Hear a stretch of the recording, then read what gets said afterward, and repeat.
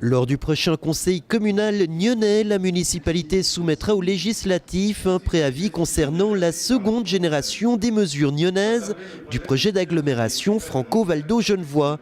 Et cela passe par l'engagement d'un chef de projet à plein temps et pour 5 ans.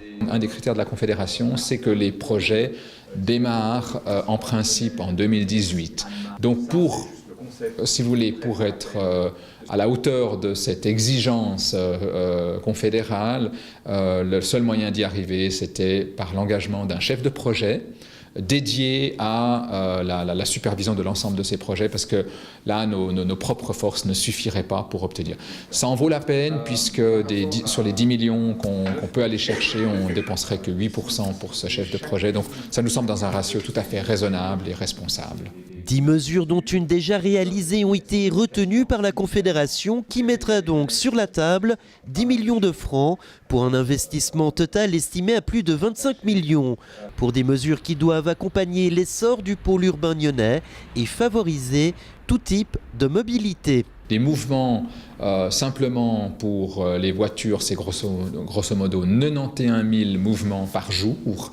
Pour le train, on n'est pas loin des 30 000 mouvements par jour aussi. Parmi les 9 mesures à réaliser encore qui visent l'équilibre entre urbanisme, environnement et mobilité, la fameuse RDU ou encore la politique complète de stationnement nyonnaise qui devrait à terme renforcer l'attractivité du concept cœur de ville. Et lundi 21 mars, le conseil communal se penchera aussi sur l'adoption du plan partiel d'affectation en Clémentie. Sur cette parcelle située vers le cimetière, 6 nouveaux bâtiments y seraient construits. Le but, y loger un peu plus de 300 habitants et y créer une trentaine d'emplois. La spécificité de ce plan de quartier, c'est qu'il y a un 20% de logements qui sont conventionnés avec le propriétaire pour être à loyer abordable, à loyer plafonné, comme on dit.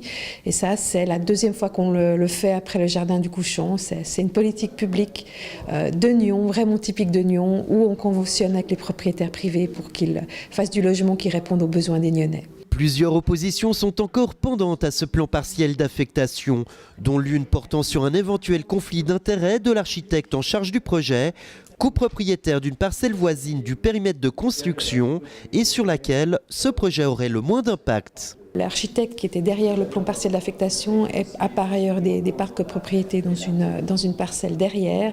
Nous pouvons démontrer qu'il a agi dans l'intérêt de la commune et de l'intérêt général et pas dans l'intérêt privé. Si les oppositions sont levées et qu'aucun recours ne vient perturber le calendrier prévu par la ville avant le début du chantier, ce nouveau quartier pourrait sortir de terre dans 2 ans.